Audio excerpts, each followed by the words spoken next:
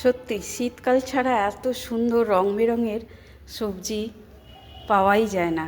আর দেখতেও যেমন ভালো লাগে, প্রত্যেকটা সবজির কিন্তু আলাদা আলাদা স্বাদ, তাই না?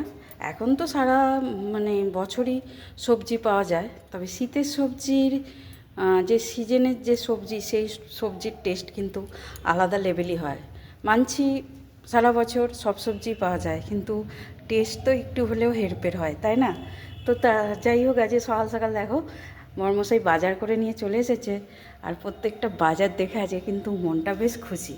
তো বলে দিই চলো এখানে কী কী আছে। দেখো পালং শাক আছে, এখানে বাঁধাকপি আছে, ধনেপাতা, মূলো, কাঁচা টমেটো, পাকা টমেটো, লেবু, বেগুন, করলা, ভিন্ডি আছে, ঢ্যাঁড়স। আর এখানে আছে কুচো চিংড়ি মাছ। ঠিক আছে, এই চিংড়ি মাছগুলো বেটে খেতে খুব ভালো লাগে, বড়া খেতেও ভালো লাগে। আর এখানে আছে কাটাপোনা মাছ।